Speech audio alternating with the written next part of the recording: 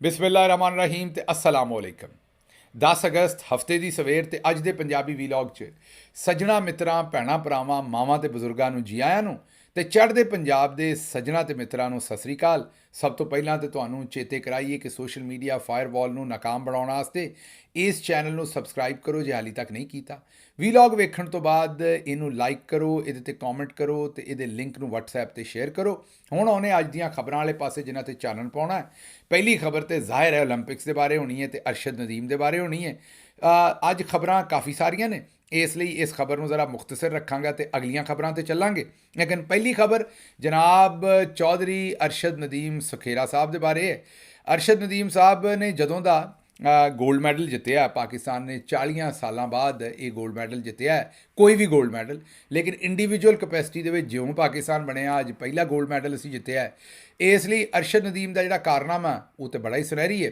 ਲੇਕਿਨ ਉਸ ਤੋਂ ਬਾਅਦ ਇੱਕ ਪਾਸੇ ਤੋਂ ਤੁਹਾਨੂੰ ਅਸੀਂ ਦੱਸਿਆ ਸੀ ਵੀ ਕਦੇ ਆਰਮੀ ਚੀਫ ਸਾਹਿਬ ਤੇ ਕਦੀ ਜੁਆਇੰਟ ਸਰਵਿਸਿਜ਼ ਦੇ ਚੀਫ ਤੇ ਕਦੇ ਜਨਾਬ ਏਅਰ ਚੀਫ ਤੇ ਕਦੇ ਨੇਵਲ ਚੀਫ ਤੇ ਕਦੀ ਵਜ਼ੀਰ ਆਜ਼ਮ ਤੇ ਕਦੀ ਸਦਰ ਤੇ ਕਦੀ ਡੰਟੋਨਿਕ ਤੇ ਕਦੀ ਪਤਾ ਨਹੀਂ ਕੌਣ ਜਿਹੜਾ ਜਨਾਬ ਇਹਦਾ ਜਿਹੜਾ ਨਾ ਉਹ ਕ੍ਰੈਡਿਟ ਆਪਣੇ ਨਾਂ ਕਰਦੇ ਫਿਰਦੇ ਸਨ। ਪਰ ਇੱਥੇ ਹੀ ਗੱਲ ਨਹੀਂ ਮੁੱਕੀ। ਮੈਂ ਤੁਹਾਨੂੰ ਪਹਿਲਾਂ ਵੀ ਆਖਿਆ ਵੀ ਇਹ ਜਿਹੜੇ ਸਾਡੀ ਕੌਮ ਦੇ ਉੱਤੇ ਲੋਕੀ ਬੈਠੇ ਹੁੰਦੇ ਨੇ, ਇਹ ਇਕੱਲੇ ਕਰਪਟ ਤਾਂ ਨਹੀਂ ਹੋ ਸਕਦੇ ਨਾ।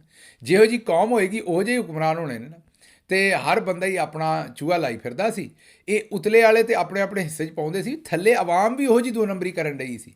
ਕਿਸੇ ਨੇ ਅਰਸ਼ਦ ਨੂੰ ਬੈਠਿਆਂ ਬਿਠਾਇਆ ਮਲਕ ਬਣਾ ਛੱਡਿਆ, ਕਿਸੇ ਨੇ ਰਾਜਪੂਤ ਬਣਾ ਛੱਡਿਆ, ਕਿਸੇ ਜੱਟ ਬਣਾ ਛੱਡਿਆ, ਕਿਸੇ ਰਾਈ ਬਣਾ ਛੱਡਿਆ, ਕਿਸੇ ਗੁੱਜਰ ਬਣਾ ਛੱਡਿਆ, ਕਿਸੇ ਕੁਝ ਬਣਾ ਛੱਡਿਆ ਤੇ ਕਿਸੇ ਕੁਝ ਬਣਾ ਛੱਡਿਆ। ਬਸ ਜਿਹੜੀ ਕੌਮ ਦਾ ਬੰਦਾ ਸੀ ਉਹਨੇ ਆਖਿਆ ਵੀ ਅਰਸ਼ਦ ਸਾਡੀ ਕੌਮ ਦਾ, ਤੇ ਉਹ ਕ੍ਰੈਡਿਟ ਜਨਾਬ ਆਪਣੀ ਕੌਮ ਨੂੰ ਦੇਣਾ ਸ਼ੁਰੂ ਕਰ ਦਿੱਤਾ।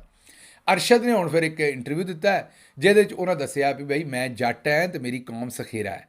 ਤੇ ਇਹ ਸੁਣੋ ਜ਼ਰਾ ਅਰਸ਼ਦ ਕੀ ਆਂਦਾ। ਮੈਡਲ ਜਿੱਤਿਆ ਤੇ ਸਾਡੇ ਹਰ ਬੰਦੇ ਨੇ ਨਾ ਆਪਣੀ ਬਰਾਦਰੀ ਦੇ ਨਾਲ ਲਾ ਕੇ, ਕਿਸੇ ਨੇ ਜੋਈਆ, ਕਿਸੇ ਨੇ ਜੱਟ, ਕਿਸੇ ਨੇ ਰਾਈ, ਸਾਰਿਆਂ ਨੇ ਆਪਣੀਆਂ ਬਰਾਦਰੀਆਂ ਨਾਲ ਜੋੜ ਲਿਆ। ਜੇ ਵੀ ਕਲੀਅਰ ਕਰ ਦਿਓ ਕਿਹੜੀ ਬਰਾਦਰੀ? ਹਾਂਜੀ ਅਲਹਮਦੁਲਿਲਾ, ਉਹ ਬਿਲਕੁਲ ਇਸੇ ਤਰ੍ਹਾਂ ਮੇਰੇ ਵੀ ਸੁਣਨ 'ਚ ਆ ਰਹੀ ਹੈ। ਕੋਈ ਰਾਈ ਕਹਿ ਰਿਹਾ, ਕੋਈ ਮਲਕ ਕਹਿ ਰਿਹਾ, ਕੋਈ ਕੀ ਕਹਿ ਰਿਹਾ, ਕੋਈ ਕੀ ਕਹਿ ਰਿਹਾ। ਔਰ ਮੇਰੀ ਕਾਸਟ ਜਿਹੜੀ ਹੈਗੀ ਉਹ ਮੈਂ ਸਖੇਰਾ ਜੀ।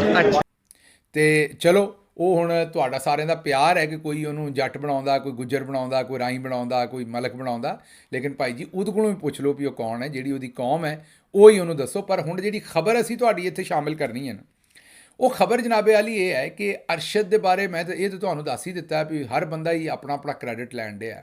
ਪਰ ਤੁਹਾਨੂੰ ਥੋੜ੍ਹਾ ਜਿਹਾ ਕੰਪੈਰੀਜ਼ਨ ਦੇ ਛੱਡੀਏ। BBC ਨੇ ਇੱਕ ਰਿਪੋਰਟ ਰਨ ਕੀਤੀ ਹੈ ਜਿਹਦੇ 'ਚ ਉਹਨਾਂ ਦੱਸਿਆ ਹੈ ਵੀ ਉਧਰ ਨੀਰਜ ਚੋਪੜਾ ਜਿਹੜਾ ਹਿੰਦੁਸਤਾਨ ਦਾ ਪਲੇਅਰ ਹੈ, ਹਰਿਆਣੇ ਦਾ, ਉਹਨੂੰ ਕਿਹੜੀਆਂ ਸਹੂਲਤਾਂ ਤੇ ਟ੍ਰੇਨਿੰਗ ਸੀ ਤੇ ਅਰਸ਼ਦ ਨੂੰ ਕਿਹੜੀ ਟ੍ਰੇਨਿੰਗ ਸੀ। ਇਹ ਤੁਹਾਨੂੰ ਜ਼ਰਾ ਥੋੜ੍ਹਾ ਜਿਹਾ ਉਹਦਾ ਮੁਕਾਬਲਾ ਕਰ ਦਈਏ। ਇੱਕ ਤਾਂ ਉਹ ਜਿਹੜਾ ਨੇਜ਼ਾ ਜਿਹਾ ਸੁੱਟਦੇ ਨੇ, ਉਹ ਜਿਹੜਾ ਨੇਜ਼ਾ ਜਿਹਾ ਸੁੱਟਦਾ ਹੈ ਉਹ 6-7 ਲੱਖ ਰੁਪਈਏ ਦਾ ਇੱਕ ਆਉਂਦਾ ਹੈ। ਉਹ ਇਹ ਨਹੀਂ ਵੀ ਉੱਥੇ ਕਿਸੇ ਪਿੰਡ ਲੁਹਾਰ ਨੇ ਘੜੀ ਹੈ, ਮੇਰਾ ਮਤਲਬ ਹੈ ਵੀ ਕੋਈ ਗੁੱਲੀ ਘੜ ਕੇ ਦਿੱਤੀ। ਗੁੱਲੀ ਡੰਡਾ ਪਤਾ ਹੀ ਹੈ ਨਾ ਤੁਹਾਨੂੰ, ਉਹ ਮੇਰਾ ਮਤਲਬ ਕੋਈ ਗੁੱਲੀ ਡੰਡਾ ਨਹੀਂ ਹੈ, ਜਾਂ ਮੇਰਾ ਮਤਲਬ ਕੋਈ ਉਹ ਪਿੰਡ ਦੇ ਵਿੱਚ ਕੋਈ ਕਿਸੇ ਸ਼ੈ ਦੇ ਅੱਗੇ ਕੋਈ ਮੇਰਾ ਮਤਲਬ ਸੂਆ ਲਾ ਕੇ ਤੇ ਆਪਣਾ ਮੇਰਾ ਮਤਲਬ ਕਿਸੇ ਗਾਂਹ ਪਿਛਾਂ ਕਿਸੇ ਜਾਨਵਰ ਦਾ ਸ਼ਿਕਾਰ ਨਹੀਂ ਕਰਨਾ, ਬਲਕਿ ਉਹ ਇੱਕ ਖਾਸ ਤਰਤੀਬ ਨਾਲ ਬਣਦਾ ਹੈ, ਖਾਸ ਵਜ਼ਨ 'ਤੇ ਬਣਦਾ ਹੈ, ਖਾਸ ਮਟੀਰੀਅਲ ਦਾ ਬਣਦਾ ਹੈ, ਖਾਸ ਲੱਕੜੀ ਦਾ ਬਣਦਾ ਹੈ। ਤੇ ਉਹ ਜ਼ਾਹਿਰ ਹੈ ਜਿਸ ਵੇਲੇ ਉਹ ਬਾਹਰੋਂ ਕਿਸੇ ਬਾਹਰ ਦੀ ਕੰਪਨੀ ਦਾ ਬਣਿਆ ਲੈਣਾ ਡਾਲਰਾਂ ਦੇ ਵਿੱਚ ਤੇ ਉਹਨੇ ਹੋਰ ਮਹਿੰਗਾ ਵੀ ਹੋ ਜਾਣਾ।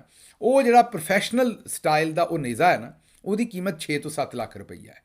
ਹੁਣ ਅਰਸ਼ਦ ਦੇ ਕੋਲ ਕਿੰਨੇ ਸਨ ਉਹ ਤੁਹਾਨੂੰ ਬਾਅਦ 'ਚ ਦੱਸਣੇ। ਪਹਿਲਾਂ ਤੁਹਾਨੂੰ ਇਹ ਦੱਸੀਏ ਵੀ ਜਿਹੜਾ ਨੀਰਜ ਚੋਪੜਾ ਜਿਹੜਾ ਹਿੰਦੁਸਤਾਨ ਦਾ ਟੌਪ ਐਥਲੀਟ ਸੀ ਇਹ ਨੇਜ਼ਾ ਸੁੱਟਣ ਦੇ ਵਿੱਚ, ਉਹਦੇ ਕੋਲ 177 ਇਹ ਪ੍ਰੋਫੈਸ਼ਨਲ ਨੇਜ਼ੇ ਸਨ ਜਿਹੜੇ ਉਹਨੇ ਖਰੀਦੇ ਸਨ। 177। ਹੁਣ ਅਰਸ਼ਦ ਸਾਡੇ ਕੋਲ ਕਿੰਨੇ ਸਨ ਇਹੋ ਜਿਹੇ? ਜ਼ਾਹਿਰ ਪ੍ਰੈਕਟਿਸ ਤੇ ਉਹਦੇ ਨਾਲ ਹੀ ਕਰਨੀ ਹੈ ਨਾ, ਉੱਥੇ ਜਾ ਕੇ ਸੁੱਟਣਾ ਹੈ। ਪਰ ਸੁੱਟਣ ਦੀ ਪ੍ਰੈਕਟਿਸ ਤੇ ਘਰ ਕਰੋਗੇ ਨਾ, ਉਹਨੂੰ ਬਾਰ-ਬਾਰ ਸੁੱਟਣਗੇ। ਅਗਰ ਉਹ ਇੱਕ ਹੀ ਹੋਏਗਾ ਤਾਂ ਪਹਿਲਾਂ ਕਿਸੇ ਨੂੰ ਭਜਾ ਕੇ ਉਹਨੂੰ ਲੈ ਕੇ ਆਓਗੇ ਵਾਪਸ, ਫਿਰ ਸੁੱਟੋਗੇ ਤਾਂ ਟ੍ਰੇਨਿੰਗ ਤਾਂ ਨਹੀਂ ਹੋਏਗੀ। ਟ੍ਰੇਨਿੰਗ ਤਾਂ ਤੁਹਾਡੇ ਕੋਲ 5, 10, 15, 20, 25, 50 ਹੋਣਗੇ ਤੇ ਫਿਰ ਹੀ ਉਹਨਾਂ ਦੇ ਨਾਲ ਟ੍ਰੇਨਿੰਗ ਕਰ ਸਕੋਗੇ। ਤੇ ਹੁਣ ਹਿਸਾਬ ਲਾਓ ਵੀ ਅਗਰ ਉਹਦੇ ਕੋਲ ਜਣੇ ਦੇ ਕੋਲ 177 ਸਨ ਤੇ ਫਿਰ ਅਰਸ਼ਦ ਕੋਲ ਕਿੰਨੇ ਹੋਣਗੇ? 150 ਹੋਏਗਾ ਨਾ, 140 ਨਾ ਜੀ, 130 ਨਹੀਂ, ਕੋਈ 120 ਨਹੀਂ, ਕੋਈ 100 ਹੋਏਗਾ ਨੇਜ਼ਾ ਨਹੀਂ ਜਨਾਬ, ਕੋਈ 80 ਹੋਣਗੇ, ਕੋਈ 50 ਹੋਣਗੇ ਨਹੀਂ ਜਨਾਬ, ਕੋਈ 30 ਹੋਣਗੇ ਨਾ ਜਨਾਬ, 20 ਹੋਣਗੇ ਨਹੀਂ ਜਨਾਬ। ਭਾਈ ਉਹਨਾਂ ਦੇ ਕੋਲ ਇੱਕ ਵੀ ਨਹੀਂ ਸੀ। ਉਹ ਦੇਸੀ ਸਾਖਤਾ ਹੀ ਸੀ ਜਿਹੜਾ ਕੋਈ ਇੱਥੋਂ ਲਿਆ ਲਿਓ ਸੀ ਤੇ ਉਹ ਵੀ ਖਰਾਬ ਹੋ ਗਿਆ ਸੀ। ਤੇ ਹੁਣ ਅਰਸ਼ਦ ਜਿਹੜਾ ਨਵਾਂ ਲੈਣਾ ਚਾਹੁੰਦਾ ਸੀ ਤੇ ਮਾਰਚ 2024 ਹਾਂਜੀ ਇਹ ਹੁਣ 4-5 ਮਹੀਨੇ ਪਹਿਲਾਂ ਉਹ ਗਰੀਬ ਚੰਦਾ ਇਕੱਠਾ ਕਰਦਾ ਫਿਰਦਾ ਸੀ ਵੀ ਮੈਨੂੰ ਉਹ ਇੱਕ ਪ੍ਰੋਫੈਸ਼ਨਲ ਨੇਜ਼ਾ ਚਾਹੀਦਾ ਹੈ ਤਾਂ ਕਿ 177 ਦੀ ਗੱਲ ਨਹੀਂ ਕਰਨ ਡਿਆ, ਇੱਕ ਚਾਹੀਦਾ ਹੈ ਤਾਂ ਕਿ ਮੈਂ ਉਹਦੇ ਨਾਲ ਟ੍ਰੇਨਿੰਗ ਕਰ ਲਾਂ। ਤੇ ਇਹ ਜਿਹੜੇ ਸਾਰੇ ਮਾਮੇ ਬਣੇ ਫਿਰਦੇ ਨੇ ਇਸ ਵੇਲੇ ਅਰਸ਼ਦ ਦੇ, ਇਹਨਾਂ ਸਾਰਿਆਂ ਨੂੰ ਨਾ ਹਯਾ ਆਉਂਦੀ ਹੈ ਤੇ ਨਾ ਸ਼ਰਮ ਆਉਂਦੀ ਹੈ ਕਿ ਉਹਦੀ ਤੇ ਕਿਸੇ ਇਮਦਾਦ ਨਹੀਂ ਕੀਤੀ। ਅੱਗੇ ਤੁਰੋ ਇਸ ਗੱਲ ਤੇ, ਇੱਥੇ ਨਾ ਰੁਕੋ। 2021 ਦੇ ਵਿੱਚ ਨੀਰਜ ਚੋਪੜੇ ਦੇ ਉੱਤੇ 7 ਕਰੋੜ ਰੁਪਈਆ ਹਿੰਦੁਸਤਾਨੀ ਉਹਨਾਂ ਉਹਦੀ ਟ੍ਰੇਨਿੰਗ ਤੇ ਲਾਇਆ। ਕਿੰਨਾ ਜੀ? 7 ਕਰੋੜ ਰੁਪਈਆ। ਹੁਣ 7 ਕਰੋੜ ਜਿਸ ਵੇਲੇ ਟ੍ਰੇਨਿੰਗ ਤੇ ਲਾਇਆ ਤੇ ਟ੍ਰੇਨਿੰਗ ਬਾਹਰ ਕਰਵਾਈ ਤੇ ਡਾਲਰਾਂ 'ਚ ਪੇ ਕੀਤੀ, ਜ਼ਾਹਿਰ ਹੈ। ਸਹੀ ਹੈ ਨਾ ਜੀ? ਉਹ ਨਾ ਕੋਈ ਹਿੰਦੁਸਤਾਨੀ ਰੁਪਈਆਂ 'ਚ ਨਹੀਂ ਉਹ ਟ੍ਰੇਨਿੰਗ ਦੇ ਪੈਸੇ ਪੇ ਕੀਤੇ। ਹੁਣ ਜੇ ਅਸੀਂ 7 ਕਰੋੜ ਜਿਹੜੇ ਹਿੰਦੁਸਤਾਨੀ ਨੇ ਉਹਨਾਂ ਦੇ ਜਿੰਨੇ ਡਾਲਰ ਆਉਂਦੇ ਨੇ, ਜੇ ਉਹਨੇ ਡਾਲਰਾਂ ਦੀ ਟ੍ਰੇਨਿੰਗ ਅਸੀਂ ਕਰਾਈਏ ਤੇ ਕਿੰਨੇ ਪੈਸੇ ਲੱਗਣੇ ਨੇ? 23 ਕਰੋੜ ਰੁਪਈਆ।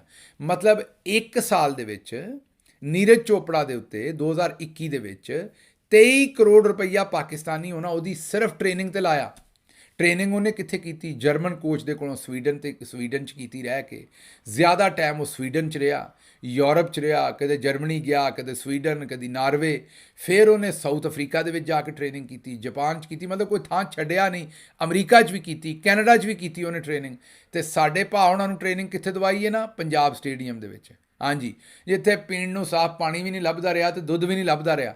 ਤੇ ਅੱਜ ਹਰ ਬੰਦਾ ਮਾਮੇ ਖਾਂ ਬਣਿਆ ਫਿਰਦਾ ਅਰਸ਼ਦ ਨਦੀਮ ਦਾ, ਤੇ ਆਂਦਾ ਫਿਰਦਾ ਕਿ ਜਨਾਬ ਇਹ ਅਵਾਰਡ ਜਿਹੜਾ ਹੈ ਨਾ ਉਹ ਰਾਣਾ ਮਸ਼ਹੂਰ ਸਾਹਿਬ ਆਂਦੇ ਨੇ ਵੀ ਸਾਰੇ ਤੁਹਾਡਾ ਵਿਜ਼ਨ ਹੈ, ਤੇ ਡੰਟੋਨਿਕ ਆਂਦਾ ਹੈ ਕਿ ਇਹ ਪੰਜਾਬ ਉਹਦੇ ਵਿੱਚੋਂ ਕੱਢਿਆ ਸੀ। ਤੇ ਹਾਲਤ ਤੁਹਾਨੂੰ ਇਹ ਦੱਸੀ ਹੈ ਵੀ ਹੈ ਹੁਣ ਮਾਰਚ ਦੇ ਮਹੀਨੇ ਦੇ ਵਿੱਚ ਅਰਸ਼ਦ ਦੇ ਕੋਲ ਨੇਜ਼ਾ ਨਹੀਂ ਸੀ ਹੈਗਾ। 6-7 ਲੱਖ ਰੁਪਏ ਦਾ ਆਉਣਾ ਸੀ ਤੇ ਉਹ ਗਰੀਬ ਪੈਸੇ ਇਕੱਠੇ ਕਰਨ ਡਿਆ ਸੀ। ਇਹ ਹਾਲਤ ਹੈ। ਤੇ ਖੈਰ ਅੱਗੇ ਤੁਰਨੇ ਅੱਗੇ ਜਿਹੜੀ ਨੀਰਜ ਚੋਪੜਾ ਦੀ ਵਾਲਦਾ ਸਾਹਿਬਾ ਨੇ, ਉਹ ਨੀਰਜ ਚੋਪੜਾ ਨੂੰ ਤੇ 골ਡ ਮੈਡਲ ਨਹੀਂ ਲੱਭਿਆ, ਪਰ ਨੀਰਜ ਚੋਪੜਾ ਦੀ ਮਾਂ ਨੇ 골ਡ ਮੈਡਲ ਜਿੱਤ ਲਿਆ। ਮਾਵਾਂ ਸਾਂਝੀਆਂ ਹੀ ਹੁੰਦੀਆਂ ਨੇ, ਪਰ ਇਸ ਮਾਂ ਨੇ ਤਾਂ ਬਹੁਤਾ ਹੀ ਖੜਾਕ ਕਰ ਦਿੱਤਾ। ਉਹਨੇ ਆਖਿਆ ਕਿ ਜੇ ਅਰਸ਼ਦ ਨਦੀਮ ਇੱਥੇ ਮੇਰੇ ਕੋਲ ਆਵੇ ਨਾ, ਤੇ ਜਿਹੜਾ ਚੂਰਮਾ ਜਿਵੇਂ ਚੂਰੀ ਬਣਦੀ ਹੈ ਨਾ ਸਾਡੇ, ਉਹਨਾਂ ਦੀ ਜ਼ਰਾ ਚੂਰੀ ਥੋੜ੍ਹੀ ਜਿਹੀ ਮੋਟੀ ਬਣਦੀ ਹੈ, ਉਹਨੂੰ ਉਹ ਚੂਰਮਾ ਆਖਦੇ ਨੇ ਹਰਿਆਣੇ ਵਾਲੇ। ਤੇ ਉਹਨਾਂ ਆਖਿਆ ਵੀ ਜਿਹੜੇ ਚੂਰੀ ਹੁਣ ਸਮਝਦੇ ਹੀ ਹੋ ਨਾ, ਜਿਹਦੇ ਵਿੱਚ ਸ਼ੱਕਰ ਪਾਈ ਦੀ ਹੈ ਤੇ ਦੇਸੀ ਘਿਓ ਪਾਈਦਾ, ਤੇ ਫਿਰ ਉਹਨੂੰ ਮਲ ਕੇ ਮਾਵਾਂ ਉਹ ਚੂਰੀਆਂ ਬਣਾਉਂਦੀਆਂ ਨੇ। ਤੇ ਉਹਨਾਂ ਆਖਿਆ ਵੀ ਜਿਹੜਾ ਚੂਰਮਾ ਮੈਂ ਨੀਰਜ ਵਾਸਤੇ ਬਣਾਉਣੀ ਹੈ ਉਹ ਹੀ ਅਰਸ਼ਦ ਵਾਸਤੇ ਬਣਾਵਾਂਗੀ, ਜੋ ਇੱਥੇ ਮੇਰਾ ਪੁੱਤਰ ਆਇਆ ਮੇਰੇ ਕੋਲ। ਤੇ ਦੂਜਾ ਉਹਨਾਂ ਆਖਿਆ ਵੀ ਇਹ ਬੱਚੇ ਬੜੀ ਮਿਹਨਤ ਕਰਦੇ ਨੇ ਅਵਾਰਡ ਜਿੱਤਣ ਵਾਸਤੇ, ਤੇ ਇਹਨਾਂ ਨੂੰ ਮੁਲਕਾਂ ਦੀ ਸਿਆਸਤ ਦੇ ਵਿੱਚ ਤੇ ਬਾਰਡਰਾਂ ਦੇ ਵਿੱਚ ਨਾ ਵੰਡੋ। ਇਹ ਬੱਚੇ ਸਾਰਿਆਂ ਦੇ ਬੱਚੇ ਨੇ, ਤੇ ਸਾਡਾ ਨਦੀਮ ਵੀ ਉਹਨਾਂ ਹੀ ਬੱਚਾ, ਅਰਸ਼ਦ ਨਦੀਮ ਵੀ, ਜਿੰਨਾ ਨੀਰਜ ਹੈ। ਤੇ ਬੜੀ ਸੁਥਰੀ ਗੱਲ ਕੀਤੀ, ਪਰ ਕੱਲੀ ਉਹਨਾਂ ਹੀ ਨਹੀਂ ਕੀਤੀ, ਜਿੰਨੇ ਸਰਦਾਰ ਨੇ ਉਹ ਵੀ ਬੁਲਬੁਲੇ ਮਾਰਦੇ ਫਿਰਦੇ ਨੇ। ਚੜ੍ਹਦੇ ਪੰਜਾਬ ਵਾਲੇ ਉਹ ਆਂਦੇ ਨੇ 골ਡ ਵੀ ਸਾਡਾ ਤੇ ਸਿਲਵਰ ਵੀ ਸਾਡਾ। ਗੱਲ ਵੀ ਸੱਚੀ ਹੈ। ਪੂਰੀ ਦੁਨੀਆ ਦੇ ਵਿੱਚ ਇਹ ਨੇਜ਼ਾ ਸੁੱਟਣ ਦਾ ਮੁਕਾਬਲਾ ਜਿਹੜਾ ਹੈ ਪੰਜਾਬੀ ਇੱਕ ਦੂਜੇ ਨਾਲ ਕਰਦੇ ਫਿਰਦੇ ਸਨ। ਉਧਰੋਂ ਚੜ੍ਹਦੇ ਪੰਜਾਬ ਦਾ ਨੀਰਜ ਚੋਪੜਾ ਤੇ ਲਹਿੰਦੇ ਪੰਜਾਬ ਦਾ ਜਿਹੜਾ ਅਰਸ਼ਦ ਨਦੀਮ, ਤੇ ਇਹ ਦੋਵੇਂ ਪਾਸੇ ਸਰਦਾਰ ਜਿਹੜੇ, ਉਧਰਲੇ ਪਾਸੇ ਸਰਦਾਰ ਤੇ ਇਧਰਲੇ ਪਾਸੇ ਸਖੇਰਾ ਸਾਹਿਬ ਜਿਹੜੇ ਸਨ, ਇਹ ਦੋਵੇਂ ਮੁਕਾਬਲਾ ਕਰ ਰਹੇ ਸਨ। ਮਤਲਬ ਪੂਰੀ ਦੁਨੀਆ ਨੂੰ ਬਾਹਰ ਕੱਢ ਕੇ ਤੇ ਪੰਜਾਬੀ ਇੱਕ ਦੂਜੇ ਨਾਲ ਡਾਂਗੋ ਡਾਂਗ ਹੋ ਰਹੇ ਸਨ ਵੀ ਕਿਹਨੇ ਜਿੱਤਣਾ। ਤੇ ਉਹ ਹੁਣ ਸਰਦਾਰ ਜਿਹੜੇ ਨੇ ਉਹ ਭਾਈ ਜੀ ਟਵੀਟ ਕਰਨ ਡਏ ਨੇ ਤੇ ਬੁਲਬੁਲੇ ਮਾਰਨ ਡਏ ਨੇ। ਤੇ ਇਹ ਬੁਲਬੁਲਿਆਂ ਨੂੰ ਕਈ ਜਗ੍ਹਾ 'ਤੇ ਬਬਲੇ ਵੀ ਆਖਦੇ ਨੇ। ਤੇ ਬਹਰਹਾਲ ਇਹ ਬੁਲਬੁਲੇ ਮਾਰਨ ਡਏ ਨੇ, ਉਹ ਆਂਦੇ ਨੇ ਵੀ ਇਹ ਜਿਹੜਾ 골ਡ ਵੀ ਸਾਡਾ ਤੇ ਚਾਂਦੀ ਦਾ ਵੀ ਸਾਡਾ। ਤੇ ਗੱਲ ਠੀਕ ਹੈ, ਸਿਲਵਰ ਵੀ ਸਾਨੂੰ ਲੱਭਿਆ ਪੰਜਾਬੀਆਂ ਨੂੰ, ਤੇ 골ਡ ਵੀ। ਇੱਥੇ ਹੁਣ ਜਿਹੜੇ ਪਾਕਿਸਤਾਨ ਦੇ ਦੂਸਰੇ ਹਿੱਸਿਆਂ ਦੇ ਲੋਕ ਨੇ, ਉਹਨਾਂ ਨੇ ਇਹਦੇ 'ਤੇ ਕੋਈ ਗੁੱਸਾ ਨਹੀਂ ਕਰ ਲੈਣਾ ਵੀ ਇਹਦੇ 'ਚੋਂ ਕੋਈ ਪੰਜਾਬਿਜ਼ਮ ਕੱਢਣ ਡਏ। ਜ਼ਾਹਿਰ ਹੈ ਅਰਸ਼ਦ ਪੂਰੇ ਪਾਕਿਸਤਾਨ ਦਾ ਪੁੱਤਰ ਹੈ, ਲੇਕਿਨ ਉਹ ਕਿਉਂਕਿ ਪਰਲੇ ਪਾਸਿਓਂ ਨੀਰਜ ਚੋਪੜਾ ਤੇ ਇਧਰੋਂ ਅਰਸ਼ਦ, ਤੇ ਉਸ ਗੱਲ ਵਾਸਤੇ ਪੰਜਾਬ ਦੀ ਗੱਲ ਕਰਨ ਡਏ। ਹੁਣ ਇਹਦੇ ਵਿੱਚੋਂ ਕੋਈ ਸੁਬਾਈਅਤ ਨਹੀਂ ਬਰਾਏ ਮਿਹਰਬਾਨੀ ਕੱਢ ਲੈਣੀ। ਇਹ ਜ਼ਾਹਿਰ ਹੈ ਜਦੋਂ ਅਫਰੀਦੀ ਸਾਹਿਬ ਕੋਈ ਪਰਫਾਰਮੈਂਸ ਦਿੰਦੇ ਨੇ ਜਾਂ ਕੋਈ ਵੀ ਪਲੇਅਰ ਕਿਤੋਂ ਵੀ ਦਿੰਦਾ, ਤੇ ਅਸੀਂ ਉਹਨਾਂ ਦੇ ਇਲਾਕੇ ਨੂੰ ਵੀ ਸਰਾਹੁੰਦੇ ਹਾਂ, ਉਹਨਾਂ ਨੂੰ ਵੀ ਚੁੱਕਦੇ ਹਾਂ, ਉਹਨਾਂ ਨੂੰ ਵੀ। ਮਸਲਨ ਤੁਸੀਂ ਗੌਰ ਕਰੋ ਕਿ ਸਾਡੇ KP 'ਚੋਂ ਕਿੰਨੀ ਸਾਡੇ ਜਿਹੜੇ ਪਠਾਨ ਭਰਾ ਸਨ, ਉਹਨਾਂ ਨੇ ਸਕਾਸ਼ ਦੇ ਵਿੱਚ ਸਾਡਾ ਕਿੱਡਾ ਨਾਂ, ਜਾਨ ਸ਼ੇਰ ਖਾਨ, ਜਹਾਂਗੀਰ ਖਾਨ, ਉਹਨਾਂ ਨੇ ਕਿੱਡਾ ਨਾਂ ਸਾਡਾ ਉੱਤੇ ਰੱਖਿਆ। ਤੇ ਇਸੇ ਤਰੀਕੇ ਨਾਲ ਅਸੀਂ ਸਿਰਫ ਉਹ ਖਿੱਤੇ ਦੀ ਗੱਲ ਕਰਨ ਦੇ, ਇਹਦੇ 'ਚ ਹੁਣ ਕੋਈ ਸੁਬਾਈਅਤ ਦੀ ਗੱਲ ਜਿਹੜੀ ਹੈ ਉਹ ਨਾ ਕੱਢ ਲੈਣਾ। ਅੱਛਾ ਜੀ, ਅੱਗੇ ਤੁਹਾਨੂੰ ਇੱਕ ਬਰੂਪੀਆ ਵਿਖਾਉਣੇ ਆ। ਹੀਰੋ ਤੇ ਵਿਖਾ ਦਿੱਤਾ ਹੈ, ਹੁਣ ਤੁਹਾਨੂੰ ਬਰੂਪੀਆ ਵੀ ਵਿਖਾਣੇ। ਅਰਸ਼ਦ ਹੁੰਦੇ ਹੀ ਮੇਰਾ ਖਿਆਲ ਹੀਰੋ ਨੇ। ਅਰਸ਼ਦ ਸ਼ਰੀਫ ਸਾਡਾ ਸ਼ਹੀਦ ਜਿਹੜਾ ਸੀ, ਉਹਨੇ ਪੂਰੀ ਸਹਾਫਤ ਦੇ ਵਿੱਚ 1-2 ਬੰਦਿਆਂ ਨੂੰ ਬਰੂਪੀਆ ਆਖਿਆ। ਉਹਨਾਂ ਦੇ ਵਿੱਚੋਂ ਇੱਕ ਫਾਦ ਹੁਸੈਨ ਸਾਹਿਬ ਨੂੰ ਆਖਿਆ। ਕੱਲ੍ਹ ਫਾਦ ਹੁਸੈਨ ਸਾਹਿਬ ਜਿਹੜੇ ਕਿ ਹਕੂਮਤੀ ਅਹੁਦਾ ਲੈ ਚੁੱਕੇ ਸਨ ਤੇ ਸਹਾਫਤ ਛੱਡ ਗਏ ਸਨ, ਤੇ ਫਿਰ ਹੁਣ ਉਹ ਸੋ ਕਾਲਡ ਸਹਾਫੀ ਬਣਦੇ ਫਿਰਦੇ ਨੇ। ਕੱਲ੍ਹ ਉਹਨਾਂ ਇੱਕ ਬੜੀ ਗੰਦੀ ਵਾਰਦਾਤ ਪਾਉਣ ਦੀ ਕੋਸ਼ਿਸ਼ ਕੀਤੀ। ਉਹਨਾਂ ਪਾਕਿਸਤਾਨ ਤਹਿਰੀਕੇ ਇਨਸਾਫ ਦੇ ਉੱਤੇ ਇਲਜ਼ਾਮ ਲਾਉਣ ਦੀ ਕੋਸ਼ਿਸ਼ ਕੀਤੀ, ਔਰ ਕੋਸ਼ਿਸ਼ ਇਹ ਕੀਤੀ ਕਿ ਕਿਸ ਤਰੀਕੇ ਦੇ ਨਾਲ ਆਤਿਫ ਕੁਰੈਸ਼ੀ ਪਿੰਡੀ ਦਾ ਨਾਇਬ ਸਦਰ ਹੈ, ਤੇ ਉਹਨਾਂ ਆਖਿਆ ਜੀ ਇਹ ਪਹਿਲਾਂ ਫੁਟੇਜ ਵਿਖਾਈ, ਤੇ ਉਹਨਾਂ ਆਖਿਆ ਜੀ ਇਹ ਆਤਿਫ ਕੁਰੈਸ਼ੀ ਹੈ। ਇਹ ਫਾਦ ਹੁਸੈਨ ਸਾਹਿਬ ਨੇ ਆਖਿਆ ਇਹ ਪਿੰਡੀ ਦਾ ਨਾਇਬ ਸਦਰ ਹੈ, ਤੇ ਇਹ ਵੇਖੋ ਪੈਟਰੋਲ ਬੰਬ ਸੁੱਟਣ ਡਿਆ। ਜਿਸ ਵੇਲੇ ਉਹਦਾ ਜਵਾਬ ਅੱਗੋਂ ਦੇਣ ਲੱਗੇ ਸਾਡੇ ਸੈਨੇਟਰ ਮਹਿਮਦ ਸਾਹਿਬ, ਉਹਨਾਂ ਨੇ ਅੱਗੋਂ ਜਵਾਬ ਦਿੱਤਾ ਕਿ ਭਾਈ ਇਸ ਤਰੀਕੇ ਨਾਲ ਨਹੀਂ ਹੈ ਗੱਲ। ਤੇ ਫਾਦ हुसैन साहब ने सेनेटर हमायूं साहब ने कहा कि नहीं नहीं आप आगे चले, मैंने दे दिया जो अपना बयानिया देना था। बल्ले भाई बल्ले बल्ले बल्ले, शेर बगਿਆ बल्ले। मतलब कि पैर बन के झूठ मारें, बेशर्मी ਦੇ ਨਾਲ ਝੂਠ ਮਾਰੇ ਤੇ ਤੈਨੂੰ ਸੈਨੇਟਰ ਸਾਹਿਬ ਜਿਹੜੇ ਕਰੈਕਟ ਵੀ ਨਾ ਕਰਨ।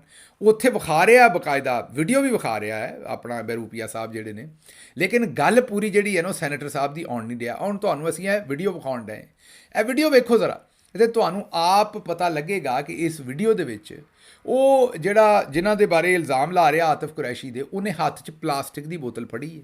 ਇਹ ਬੋਤਲ ਮੁੰਡੇ ਕਿਉਂ ਫੜਦੇ ਨੇ? ਜਿਸ ਵੇਲੇ ਆਂਸੂ ਗੈਸ ਮਾਰਦੇ ਨੇ ਤਾਂ ਅੱਖਾਂ 'ਚ ਬੜੀ ਚੁਭਦੀ ਹੈ, ਜਿਵੇਂ ਮਿਰਚਾਂ ਚੁਭਦੀਆਂ ਨੇ, ਉਸ ਵੇਲੇ ਪਾਣੀ ਸਿੱਟਦੇ ਨੇ ਆਪਣੇ ਉੱਤੇ ਤਾਂ ਥੋੜ੍ਹਾ ਜਿਹਾ ਸਕੂਨ ਹੁੰਦਾ, ਇਸ ਲਈ ਬੋਤਲ ਮੁੰਡਿਆਂ ਨੇ ਹੱਥ 'ਚ ਫੜੀ ਹੁੰਦੀ ਹੈ। ਪਲਾਸਟਿਕ ਦੀ ਬੋਤਲ ਦੇ ਨਾਲ ਪੈਟਰੋਲ ਬੰਬ ਨਹੀਂ ਬਣਦਾ। ਇਹ ਇਮਰਾਨ ਖਾਨ ਬੜੀ ਵਾਰੀ ਦੱਸ ਚੁੱਕਿਆ ਸਾਰਿਆਂ ਨੂੰ। ਉਹਦੇ ਹੱਥ 'ਚ ਪਲਾਸਟਿਕ ਦੀ ਬੋਤਲ ਲੱਗ ਵੀ ਰਿਹਾ ਵੀ 7 ਅਪ ਦੀ ਖਾਲੀ ਬੋਤਲ ਦੇ ਵਿੱਚ ਉਹਨੇ ਪਾਣੀ ਭਰਿਆ। ਅਤੇ ਦੂਜੇ ਪਾਸੇ ਜਿਸ ਵੇਲੇ ਉਹਦੇ ਉੱਤੇ ਸ਼ੈੱਲ ਮਾਰਿਆ ਇਹਨਾਂ ਨੇ ਆਂਸੂ ਗੈਸ ਵਾਲਾ, ਤਾਂ ਜ਼ਾਹਿਰ ਹੈ ਉੱਥੇ ਉਹਦਾ ਧੂੰਆਂ ਹੋਏਗਾ ਤਾਂ ਉਹਨਾਂ ਨੂੰ ਨੁਕਸਾਨ ਹੋਏਗਾ। ਉਹ ਚੁੱਕ ਕੇ ਉਹਨੂੰ ਵਾਪਸ ਸੁੱਟਣ ਡਿਆ। ਉਹ ਸ਼ੈੱਲ ਜਿਹੜਾ ਉਹਨਾਂ 'ਤੇ ਸੁੱਟਿਆ, ਉਸ ਚੱਲੇ ਹੋਏ ਸ਼ੈੱਲ ਨੂੰ ਚੁੱਕ ਕੇ ਵਾਪਸ ਸੁੱਟਣ ਡਿਆ। ਅਤੇ ਉਹਨੇ ਆਖਿਆ ਜੀ ਇਹ ਵੇਖੋ ਪੈਟਰੋਲ ਬੰਬ ਸੁੱਟਿਆ। ਇਹ ਪਹਿਲਾਂ ਫਾਦ ਹੁਸੈਨ ਸਾਹਿਬ ਦੀ 2 ਨੰਬਰੀ ਵੇਖੋ। ਮੈਂ ਹੀ ਆਖਾਂਗਾ ਵੀ ਠੰਡੀ ਬੇਸ਼ਰਮੀ ਵੇਖੋ ਪਹਿਲਾਂ, ਤੇ ਫਿਰ ਮੈਂ ਇੱਥੇ ਤਜਜ਼ੀਆ करना। मियां आतिफ कुरैशी, शायद आपने नाम सुना हो, नायब सदर हैं पाकिस्तान तहरीक इंसाफ रावलपिंडी के। दिखाइए जी जरा फुटेज मियां आतिफ कुरैशी साहब की, मे 9 की। ये आपको नजर आ रहा है, ये देखिए, ये जो सामने बैठे ना, ये मियां आतिफ कुरैशी हैं, रावल के पाकिस्तान तहरीक इंसाफ के नायब सदर है। हाँ। अब इस तरह की एग्जांपल मैं आपको और भी क्या कर रहे थे? वो पेट्रोल बम उठा के अंदर फेंक रहे हैं। वो पेट्रोल बम नहीं था। नहीं, वैसे चीज उठा के मैं बता देता हूँ वो क्या था। वो शेल था। चलें, वो आंसू गैस का शेल था। नहीं, आप एक मिनट है ना, एक मिनट। वो पेट्रोल बम इसलिए नहीं था। होल्ड ऑन सर, एक मिनट होल्ड। वो वीडियो में देखें, वो देखें, उनको दिखाएं एक बार किस जगह पे कहाँ आग लगी। दिखाएं, ये इनके हाथ में क्या है? ये क्या है मुझे बता दे, कहाँ है आग में, कहाँ है ये बोतल में क्या है? ये बोतल, उन्होंने बोतल फेंकी है, उन्होंने बोतल फेंकी है, उन्होंने बोतल दूसरे हाथ में पकड़ी है। पानी की बोतल है और प्लास्टिक की बोतल है। प्लास्टिक की बोतल can not be a petrol bomb. तो वो ये क्या चीज कर रहे हैं अभी? ये आंसू गैस फेंकी, उसको वापस फेंक दिया। ਵੇਖ ਲਈ ਜੇ ਫਾਦ ਹੁਸੈਨ ਸਾਹਿਬ ਪੈਰ ਬੰਨ ਕੇ ਝੂਠ ਮਾਰਿਆ, ਤੇ ਜਿਸ ਵੇਲੇ ਸੈਨੇਟਰ ਸਾਹਿਬ ਫੜਿਆ ਤੇ ਸੁਣਨ ਨੂੰ ਤਿਆਰ ਨਹੀਂ ਸੀ। ਇਹ ਲੋਕ ਕਿੰਨਾ ਗਿਰ ਗਏ ਨੇ, ਇਹਨਾਂ ਦੀ ਸਹਾਫਤ ਦਾ ਲੈਵਲ ਵੇਖੋ ਕਿੱਥੇ ਗਿਆ। ਕਿ ਇੱਕ ਇਹ ਜਿਹੜਾ ਆਤਿਫ ਕੁਰੈਸ਼ੀ, ਇਹ ਵੀ ਕਿਸੇ ਮਾਂ ਦਾ ਪੁੱਤਰ ਹੈ। ਵੇਖੋ ਉਹਨੂੰ ਬੈਠੇ ਬਿਠਾਇਆ ਟੈਰਰਿਸਟ ਬਣਾ ਰਿਹਾ। ਉਹਦੇ ਉੱਤੇ ਇਹਨਾਂ ਕਰਤੂਤਾਂ ਦੀ ਵਜ੍ਹਾ ਤੋਂ ਹੋਰ ਪਰਚੇ ਦੇਏਗਾ, ਔਰ ਉਹ ਸਾਲਾ ਸਾਲ ਜੇਲ੍ਹ ਦੇ ਵਿੱਚ ਗੁਜ਼ਾਰਨਗੇ। ਦੱਸੋ ਇਹ ਸਹਾਫਤ ਹੈ ਜਾਂ ਜ਼ਾਤੀ ਦੁਸ਼ਮਣੀ ਹੈ? ਮੇਰਾ ਤਾਂ ਨਹੀਂ ਖਿਆਲ ਇਹ ਸਹਾਫਤ ਹੈ। ਇਹ ਤਾਂ ਕਿਸੇ ਗਰੀਬ ਨਾਲ, ਕਿਸੇ ਗਰੀਬ ਦੀ ਮਾਂ ਨਾਲ ਧੱਕਾ ਕਰਨ ਵਾਲੀ ਗੱਲ ਹੈ, ਕਿਸੇ ਮਾੜੇ ਨਾਲ ਧੱਕਾ ਕਰਨ ਵਾਲੀ ਗੱਲ ਹੈ, ਅਤੇ ਉਹਨੂੰ ਸਾਰੀ ਉਮਰੇ ਜੇਲ੍ਹ ਰੱਖਣ ਵਾਲੀ ਗੱਲ ਹੈ। ਇਸ ਤੋਂ ਵੱਡੀ ਬੇਸ਼ਰਮੀ ਮੇਰਾ ਨਹੀਂ ਖਿਆਲ ਹੋ ਸਕਦੀ। ਇਹ ਸਹਾਫਤ ਕੋਈ ਨਹੀਂ ਹੈਗੀ। ਅੱਛਾ ਜੀ, ਅੱਗੇ ਚੱਲਨੇ। ਮਹਿਮੂਦ ਖਾਨ ਅਚਕਜ਼ਈ ਸਾਹਿਬ ਆਖਿਆ ਵੀ ਇਮਰਾਨ ਖਾਨ ਇਸ ਵੇਲੇ ਮਕਬੂਲ ਤਰੀਨ ਲੀਡਰ ਹੈ। ਇਸ ਵੇਲੇ ਕਿਸੇ ਨੂੰ ਚੰਗਾ ਲੱਗੇ ਨਾ ਲੱਗੇ, ਇਮਰਾਨ ਖਾਨ ਜਿਹੜਾ, ਉਹਦੀ ਪਾਰਟੀ ਵੀ ਜਿਸ ਲੈਵਲ ਦੀ ਇਸ ਵੇਲੇ ਪਾਪੂਲਰ ਹੈ, ਅਤੇ ਜਿੰਨਾ ਉਹ ਆਪ ਪਾਪੂਲਰ ਹੈ, ਇੰਨਾ ਪੂਰੇ ਬਰੇ ਸਗੀਰ 'ਚ ਕੋਈ ਇਨਸਾਨ ਨਾ ਅੱਜ ਤੱਕ ਇਸ ਲੈਵਲ ਤੱਕ ਪਹੁੰਚ ਸਕਿਆ ਹੈ। ਇਹ ਕਿਸੇ ਨੂੰ ਚੰਗਾ ਲੱਗੇ ਨਾ ਲੱਗੇ, ਹਕੀਕਤ ਇਹ ਹੀ ਹੈ ਕਿ ਇਮਰਾਨ ਖਾਨ ਜਿਹੜਾ ਹੈ ਉਹ ਸਭ ਤੋਂ ਜ਼ਿਆਦਾ ਅੱਜ ਵੀ ਪਾਪੂਲਰ ਹੈ, ਅਤੇ ਨਾ ਪਿਛਲੇ ਜ਼ਮਾਨੇ 'ਚ ਕੋਈ ਹੋਇਆ ਅਤੇ ਨਾ ਗਾਂ ਕਿਸੇ ਨੇ ਹੋਣਾ। ਇਸ ਲਈ ਇਸ ਚੀਜ਼ ਨੂੰ ਹੁਣ ਬਰਦਾਸ਼ਤ ਕਰੋ। ਅੱਛਾ ਜੀ, ਕਾਜ਼ੀ ਫਾਇਜ਼ ਈਸਾ ਸਾਹਿਬ ਨੇ ਆਪਣੀਆਂ ਤੋਪਾਂ ਦਾ ਰੁਖ ਜਿਹੜਾ ਸਟੈਬਲਿਸ਼ਮੈਂਟ ਵਾਲੇ ਪਾਸੇ ਨੂੰ ਕਰ ਦਿੱਤਾ। ਉਹ ਆਉਂਦੇ ਨੇ ਤੇਰੀਆਂ ਤੋਪਾਂ 'ਚ ਕੀੜੇ ਪੈਣ। ਹੁਣ ਕਾਜ਼ੀ ਸਾਹਿਬ 81 ਦਿਨਾਂ ਬਾਅਦ ਜਾਂ 80 ਦਿਨਾਂ ਬਾਅਦ ਚੀਫ ਜਸਟਿਸ ਦੀ ਕੁਰਸੀ ਤੋਂ ਲੈ ਜਾਣਗੇ, ਅਤੇ ਉਹਨਾਂ ਨੂੰ ਘਰ ਘੱਲ ਦਿੱਤਾ ਜਾਏਗਾ। ਇਹਨਾਂ ਹਾਲਾਤ ਦੇ ਵਿੱਚ ਕਾਜ਼ੀ ਸਾਹਿਬ ਹੁਣ ਉਹਨਾਂ ਫੈਸਲਾ ਕੀਤਾ ਵੀ ਉਹਨਾਂ ਐਸਟੈਬਲਿਸ਼ਮੈਂਟ ਦੇ ਸਿੱਧਾ ਹੋਣਾ, ਕਿਉਂਕਿ ਉਹਨਾਂ ਵਾਅਦਾ ਜੋ ਕੀਤਾ ਸੀ ਵੀ ਤੂੰ ਸਾਰੇ ਗੰਦੇ ਕੰਮ ਕਰ, ਇਹ ਸਾਰਾ ਗੰਦਸ਼ਾਨ ਚੁੱਕ ਲੈ, ਅਤੇ ਉਸ ਤੋਂ ਬਾਅਦ ਅਸੀਂ ਤੈਨੂੰ ਜਿਹੜਾ ਐਕਸਟੈਂਸ਼ਨ ਦੇ ਦਿਆਂਗੇ। ਸਟੈਬਲਿਸ਼ਮੈਂਟ ਦਾ ਤਾਂ ਪੁਰਾਣਾ ਕੰਮ ਹੈ, ਉਹ ਆਪਣਾ ਕੰਮ ਕੱਢ ਕੇ ਬੰਦੇ ਨੂੰ ਕਿੱਥੋਂ ਪਛਾਣਦੇ ਨੇ। ਉਹਨਾਂ ਕਾਜ਼ੀ ਸਾਹਿਬ ਕੋਲੋਂ ਸਾਰਾ ਗੰਦ ਗੁੰਦ ਚੁਕਵਾਇਆ, ਅਤੇ ਉਸ ਤੋਂ ਬਾਅਦ ਕਿਹਾ ਵੀ ਚੱਲ ਹੁਣ ਛੁੱਟੀ ਕਰ, 80 ਦਿਨਾਂ ਬਾਅਦ ਘਰ ਚੱਲ। ਕਾਜ਼ੀ ਸਾਹਿਬ ਹੁਣ ਫੈਸਲਾ ਕੀਤਾ ਹੈ ਕਿ ਅਸੀਂ ਜਨਾਬੇ ਵਾਲਾ ਵਾਪਸ ਜਾਂਦਿਆਂ ਜਰਨੈਲਾਂ ਦੀ ਵੀ ਟਕੋਰ ਕਰਕੇ ਜਾਣੀ ਹੈ। ਉਹਨਾਂ ਬਿਆਨ ਛੱਡਿਆ ਹੈ ਕਿ ਜਰਨੈਲਾਂ ਅਤੇ ਬਿਊਰੋਕਰੇਟਾਂ ਨੇ ਮੁਲਕ ਦਾ ਨਿਜ਼ਾਮ ਸੰਭਾਲ ਲਿਆ। ਮੁਲਕ ਆਵਾਮ ਲਈ ਬਣਿਆ, ਸਾਬਾਂ ਲਈ ਨਹੀਂ ਬਣਿਆ। ਐਸੇ ਮੁਲਕ ਨਹੀਂ ਚੱਲਣਾ, ਗੁਲਾਮੀ ਦੀਆਂ ਜ਼ੰਜੀਰਾਂ ਤੋੜ ਦਿਓ। ਬੱਲੇ ਜੀ ਬੱਲੇ ਕਾਜ਼ੀ ਸਾਹਿਬ, ਤੁਸੀਂ ਸਾਡੇ ਅਸਲ ਸ਼ੇਰ ਬੱਗੇ ਹੋ। ਹੁਣ ਗੁਲਾਮੀ ਦੀਆਂ ਜ਼ੰਜੀਰਾਂ ਨਹੀਂ ਲੋਕਾਂ ਤੋੜਨੀਆਂ, ਹੁਣ ਤੁਹਾਨੂੰ ਹੀ ਤੋਏ ਲਾਨਤ ਕਰਨੀ ਹੈ ਜੋ ਤੁਸੀਂ ਇਹਨਾਂ ਦੇ ਨਾਲ ਰਲ ਕੇ ਗੰਦ ਪਾ ਕੇ ਗਏ ਹੋ। ਜ਼ਾਹਿਰ ਹੈ ਹੁਣ ਤੁਹਾਨੂੰ ਪਤਾ ਹੈ ਕਿ ਤੁਹਾਡੇ ਪੱਲੇ ਕੁਝ ਨਹੀਂ ਪੈਣਾ, ਤੁਹਾਨੂੰ ਮਾਜ਼ਰਤ ਦੇ ਨਾਲ ਕੁਝ ਨਹੀਂ ਲੱਭਣਾ। ਇਸ ਵਜ੍ਹਾ ਤੋਂ ਤੁਸੀਂ ਜਿਹੜਾ ਹੁਣ ਕਿਸੇ ਵੀ ਗੱਲ ਕਰਨ ਤੋਂ ਕਾਸਰ ਹੋ, ਅਤੇ ਨਾ ਤੁਸੀਂ ਕੋਈ ਗੱਲ ਕਰਨਾ ਚਾਹੁੰਦੇ ਹੋ ਅਤੇ ਨਾ ਕਰੋਗੇ। ਲੇਕਿਨ ਨਜਮ ਸੇਠੀ ਸਾਹਿਬ ਨੇ ਵੀ ਖਬਰ ਇਹੀ ਦਿੱਤੀ ਹੈ ਵੀ ਕਾਜ਼ੀ ਸਾਹਿਬ ਜਾਂਦੇ ਖੜਾਕ ਕਰਕੇ ਜਾਣਗੇ, ਕੋਈ ਨਾ ਕੁਝ ਧਮਾਕਾ ਕਰਕੇ ਜਾਣਗੇ ਇਸਟੈਬਲਿਸ਼ਮੈਂਟ ਦੇ ਖਿਲਾਫ, ਕਿਉਂਕਿ ਇਸਟੈਬਲਿਸ਼ਮੈਂਟ ਨੇ ਉਹਨਾਂ ਨਾਲ ਵਾਅਦਾ ਖਿਲਾਫੀ ਕਰ ਲਈ ਹੈ ਤੇ ਜਿਹੜਾ ਉਹਨਾਂ ਨਾਲ ਵਾਅਦਾ ਕੀਤਾ ਸੀ ਵੀ ਤੁਹਾਨੂੰ ਐਕਸਟੈਂਸ਼ਨ ਦੇਵਾਂਗੇ, ਉਹ ਇਸਟੈਬਲਿਸ਼ਮੈਂਟ ਦੇਣ ਦੇ ਵਿੱਚ ਹੁਣ ਲੈਤੋ ਲਾਲ ਕਰ ਰਹੀ ਹੈ ਤੇ ਅੱਗੇ ਪਿੱਛੇ ਹੋ ਰਹੀ ਹੈ। ਨਾਲ ਪਾਕਿਸਤਾਨ ਤਹਿਰੀਕ-ਏ ਇਨਸਾਫ ਨੇ ਵੀ ਇਹ ਤਕਾਜ਼ਾ ਕਰ ਦਿੱਤਾ ਹੈ ਕਿ ਜਸਟਿਸ ਮਨਸੂਰ ਅਲੀ ਸ਼ਾਹ ਸਾਹਿਬ ਦਾ ਫੌਰੀ ਤੌਰ ਤੇ ਨੋਟੀਫਿਕੇਸ਼ਨ ਜਾਰੀ ਕਰੋ ਚੀਫ ਜਸਟਿਸ ਦਾ, ਕਿਉਂਕਿ ਚੇਤੇ ਕਰੋ ਕਿ ਜਿਸ ਵੇਲੇ ਕਾਜ਼ੀ ਸਾਹਿਬ ਨੂੰ ਚੀਫ ਜਸਟਿਸ ਬਣਾਇਆ ਸੀ ਤੇ ਇਹਨਾਂ ਦਾ ਨੋਟੀਫਿਕੇਸ਼ਨ 87 ਦਿਨ ਪਹਿਲੇ 87 ਡੇਜ਼ ਬਿਫੋਰ ਉਹਨਾਂ ਦੀ ਅਪਾਇੰਟਮੈਂਟ ਤੋਂ ਜਾਰੀ ਕਰ ਦਿੱਤਾ ਗਿਆ ਸੀ। ਹੁਣ 80-81 ਦਿਨ ਰਹਿ ਗਏ ਨੇ ਤੇ ਉਹਨਾਂ ਕਿਹਾ ਜੀ ਇਹਨਾਂ ਦਾ ਵੀ ਨੋਟੀਫਿਕੇਸ਼ਨ ਜਿਹੜਾ ਉਹ ਫੌਰੀ ਤੌਰ ਤੇ ਜਾਰੀ ਕਰੋ। ਅੱਛਾ ਜੀ, ਕੱਲ੍ਹ ਦੇ ਅਸੀਂ ਪੰਜਾਬੀ ਵੀਲੌਗ 'ਚ ਆਖਿਆ ਸੀ ਕਿ ਜਿਹੜਾ ਅਰਸ਼ਦ ਨਦੀਮ ਹੈ ਉਹਨੂੰ ਕੋਈ ਨੌਕਰੀ ਦਿਓ, ਉਹਨੂੰ ਖਾਲੀ ਖੁੱਲੀ ਜਿਹੜੇ ਨੇ ਉਹ ਮੁਬਾਰਕਾਂ ਨਾ ਦਿਓ, ਬਲਕਿ ਉਹਨੂੰ ਕੋਈ ਰੁਪਈਏ ਦਿਓ, ਉਹਦੀ ਗੁਰਬਤ ਮੁਕਾਓ ਤੇ ਉਹ ਤਾਂ ਕਿ ਗਾਂ ਹੋਰ ਮੁੰਡਿਆਂ ਨੂੰ ਵੀ ਤਗੜਾ ਕਰੇ, ਉਹਨਾਂ ਦੀ ਕੋਈ ਕੋਚਿੰਗ ਕਰੇ, ਕੋਈ ਸੈਂਟਰ ਬਣਾਏ, ਮਤਲਬ ਉਹਨੂੰ ਰੁਪਈਏ ਦਿਓ, ਖਾਲੀ ਮੁਬਾਰਕਾਂ ਨਾ ਦਿਓ ਉਹਨੂੰ। ਉਸ ਤੋਂ ਬਾਅਦ ਸ਼ੁਕਰ ਹੈ ਸਾਡੀ ਗੱਲਬਾਤ ਸੁਣਨ ਤੋਂ ਬਾਅਦ ਪੰਜਾਬ, ਸਿੰਧ ਔਰ ਹੋਰ ਵੀ ਹਕੂਮਤਾਂ ਨੇ ਜਿਹੜਾ ਉਹਨੂੰ ਹੁਣ ਕਰੋੜਾਂ ਰੁਪਈਆ ਦੇਣ ਦਾ ਐਲਾਨ ਕੀਤਾ। ਪਤਾ ਨਹੀਂ ਦਿੰਦੇ ਨੇ ਕਿ ਨਹੀਂ, ਖਾਲੀ ਐਲਾਨ ਵੀ ਕਈ ਵਾਰੀ ਕਰਦੇ ਨੇ, ਬਾਅਦ ਚੈੱਕ ਕੈਸ਼ ਨਹੀਂ ਹੁੰਦੇ। ਅਸੀਂ ਬਹਰਹਾਲ ਇਹ ਖਬਰ ਨੂੰ ਫਾਲੋ ਅਪ ਰੱਖਾਂਗੇ, ਲੇਕਿਨ ਅਸੀਂ ਉਹਨੂੰ ਨਾਲ ਇਹ ਵੀ ਡਿਮਾਂਡ ਕੀਤੀ ਸੀ ਕਿਉਂਕਿ DGSPR ਸਾਹਿਬ ਨੇ ਵੀ ਮੁਬਾਰਕਬਾਦ ਛੱਡੀ ਸੀ। DGSPR ਸਾਹਿਬ ਨੇ ਵੀ ਇੰਝ ਹੀ ਕੀਤਾ ਸੀ ਵੀ ਜਿਵੇਂ ਨੇਜ਼ਾ ਉਹਨਾਂ ਹੀ ਸੁੱਟਿਆ ਤੇ ਮੁਬਾਰਕਬਾਦ ਠੋਕਣ 'ਚ ਸਾਰਿਆਂ ਤੋਂ ਪਹਿਲਾਂ ਸੀ। ਤੇ ਮੈਂ DGSPR ਸਾਹਿਬ ਨੂੰ ਆਖਿਆ ਸੀ ਕਿ ਜਨਾਬ, ਪਾਕਿਸਤਾਨ ਜਦੋਂ ਦਾ ਬਣਿਆ ਪਹਿਲਾ 골ਡ ਮੈਡਲ ਜਿਹੜਾ ਉਹ ਅਰਸ਼ਦ ਨਦੀਮ ਨੇ ਜਿੱਤਿਆ, ਹੋਰ ਕੁਝ ਨਹੀਂ ਤੇ ਕਮ ਅਜ਼ ਕਮ ਇੱਕ ਲੈਫਟੀਨੈਂਟ ਜਨਰਲ ਜਦੋਂ ਰਿਟਾਇਰ ਹੁੰਦੇ ਨੇ, ਜਿੰਨੇ ਉਹਨਾਂ ਨੂੰ ਪਲਾਟ ਸ਼ਲਾਟ ਦਿੰਦੇ ਹੋ, ਮੁਰੱਬੇ ਸ਼ਰੱਬੇ ਦਿੰਦੇ ਹੋ, ਪਲਾਟ ਦਿੰਦੇ ਹੋ, ਉਹਨਾਂ ਨੂੰ ਹੋਰ ਮਾਲ ਮਤਾ ਦਿੰਦੇ ਹੋ, ਉਹਨਾਂ ਅਰਸ਼ਦ ਨੂੰ ਦੇ ਦਿਓ। ਮੈਂ ਕੋਈ 10 ਬੰਦਿਆਂ ਦਾ ਜਨਾਬ ਨਹੀਂ ਮੰਗਿਆ, 20 ਦਾ ਨਹੀਂ ਮੰਗਿਆ, ਮੈਂ ਆਖਿਆ ਵੀ ਇੱਕ ਬੰਦੇ ਨੂੰ ਦੇ ਦਿਓ। ਕਿੰਨੇ ਜਰਨੈਲ ਰਿਟਾਇਰ ਹੁੰਦੇ ਨੇ ਹਰ ਸਾਲ, ਉਹਨਾਂ ਨੂੰ ਦਿੰਦੇ ਹੋ, ਤੇ ਇੱਕ ਅਰਸ਼ਦ ਨਦੀਮ ਨੂੰ ਵੀ ਦੇ ਦਿਓ। ਉਹਨਾਂ ਪਤਾ ਨਹੀਂ ਮੇਰੀ ਗੱਲ ਦਾ ਗੁੱਸਾ ਕਰ ਲਿਆ ਜਾਂ ਕਿਤੇ ਸਮਝ ਨਹੀਂ ਆਈ। ਇੱਧਰੋਂ ਮੈਂ ਤਕਾਜ਼ਾ ਕੀਤਾ, ਅਗਲੇ ਪਾਸੇ ਉਹਨਾਂ ਜਨਾਬ ਇੱਕ ਹੋਰ ਰਿਟਾਇਰ ਜਨਰਲ ਸਾਹਿਬ ਨੂੰ ਉਹਨਾਂ ਪੈਕੇਜ ਆਫਰ ਕਰ ਦਿੱਤਾ। ਹਾਂਜੀ, ਉਹ ਉਹਨਾਂ ਕੀਤਾ lieutenant general retired Muhammad Amir ਸਾਹਿਬ, ਹਾਂਜੀ, ਕੋਰ ਕਮਾਂਡਰ ਗੁਜਰਾਂਵਾਲਾ।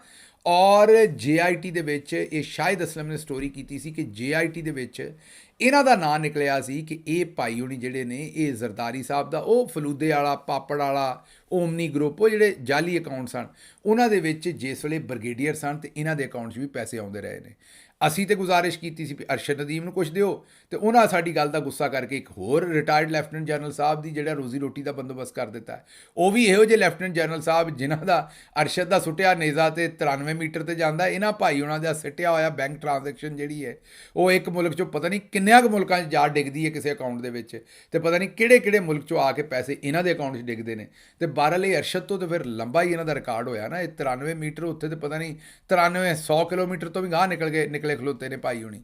ਇਸ ਲਈ ਜਨਾਬ ਇਸ ਵੇਲੇ ਅਰਸ਼ਦ ਨੂੰ ਤਾਂ ਸਹੂਲਤਾਂ ਨਹੀਂ ਆਈਆਂ, ਪਰ ਇੱਕ ਹੋਰ lieutenant general retired Muhammad Amir ਸਾਹਿਬ ਨੂੰ ਲਾਤਾ ਗਿਆ, ਛੋਲਿਆਂ ਦੇ ਬੁੱਢ ਬੱਕਰਾ ਰਾਖਾ ਰੱਖਿਆ ਗਿਆ ਤੇ ਜਨਾਬ ਇਹ ਹੁਣ UAE ਦੇ ਵਿੱਚ ਉਹ ਸਾਡੇ ਅੰਬੈਸਡਰ ਹੋਣਗੇ। ਇਸ ਤੋਂ ਪਹਿਲੇ ਜਿਹੜੇ ਉੱਥੇ ਅੰਬੈਸਡਰ ਸਨ UAE ਦੇ ਵਿੱਚ, ਉਹ ਫੈਸਲ ਤਿਰਮਜ਼ੀ ਸਾਹਿਬ ਸਨ, ਬੜਾ ਹੀ ਮੰਨੇ ਪਰਮੰਨੇ ਬਿਊਰੋਕਰੇਟ, ਇਮਾਨਦਾਰ ਆਦਮੀ ਮੈਂ ਜ਼ਾਤੀ ਤੌਰ ਤੇ ਜਾਣਦਾ। ਇਹ ਗੱਲ ਅਲੱਗ ਹੈ ਕਿ ਉਹਨਾਂ ਕੋਲੋਂ ਵੀ ਧੱਕ ਪਿੰਨ ਕੇ ਇਮਰਾਨ ਖਾਨ ਦੇ ਖਿਲਾਫ ਕੋਈ ਨਾ ਕੋਈ ਗਵਾਹੀ ਲੈਣ ਦੀ ਕੋਸ਼ਿਸ਼ ਕੀਤੀ ਸੀ ਇਸਟੈਬਲਿਸ਼ਮੈਂਟ ਨੇ, ਪਤਾ ਨਹੀਂ ਦਿੱਤੀ ਹੈ ਕਿ ਨਹੀਂ, ਲੇਕਿਨ ਬੰਦਾ ਇਮਾਨਦਾਰ ਹੈ, ਚੰਗਾ ਬੰਦਾ ਹੈ ਉਹ, ਕਿਉਂਕਿ ਮੈਂ ਉਹਦੀ ਇਮਾਨਦਾਰੀ ਨੂੰ ਜ਼ਾਤੀ ਤੌਰ ਤੇ ਜਾਣਦਾ, ਇਸ ਲਈ ਤੁਹਾਨੂੰ ਇਹ ਦੱਸਣ ਡਏ, ਸ਼ਰੀਫ ਆਦਮੀ ਹੈ। ਤੇ ਉਸ ਤੋਂ ਬਾਅਦ ਹੁਣ ਮੁਹੰਮਦ ਆਮਿਰ ਸਾਹਿਬ ਨੂੰ ਭੇਜਿਆ, lieutenant general retired Muhammad Amir ਸਾਹਿਬ ਨੂੰ, ਤੇ ਹੁਣ ਇੱਕ ਇੰਤਹਾ ਫੈਸਲ ਤਿਰਮਜ਼ੀ ਸੀ ਤੇ ਦੂਜੀ ਇੰਤਹਾ ਜਿਹੜੀ lieutenant general retired Muhammad Amir ਸਾਹਿਬ ਨੇ। ਤੇ ਹੁਣ ਮੇਰਾ ਖਿਆਲ ਉਹ ਦੌਰ ਪਾ ਦੇਣਗੇ ਉੱਥੇ ਜਨਾਬ, ਉਹ ਤੁੰਨ ਕੇ ਰੱਖਣਗੇ। ਤੇ ਮੈਂ ਤੇ ਕੱਲ੍ਹ ਦੇ ਵੀਲਾਗ ਤੇ ਵੀ ਆਖਰ ਤੇ ਕਿਹਾ ਸੀ ਤੇ ਅੱਜ ਵੀ ਆਖਣ ਡਿਆ ਵੀ ਤੁੰਨ ਕੇ ਰੱਖੋ ਜਨਾਬੇ ਵਾਲੀ, ਤੁੰਨ ਕੇ। ਕੋਈ ਚਿੱਠੀ ਪੱਤਰ ਵੀ ਸਨ, ਉਹ ਕੱਲ੍ਹ ਸ਼ਾਮਿਲ ਕਰਾਂਗੇ। ਹੁਣ ਮੈਨੂੰ ਦਿਓ ਇਜਾਜ਼ਤ ਤੇ ਰੱਬ ਰੱਖਾ।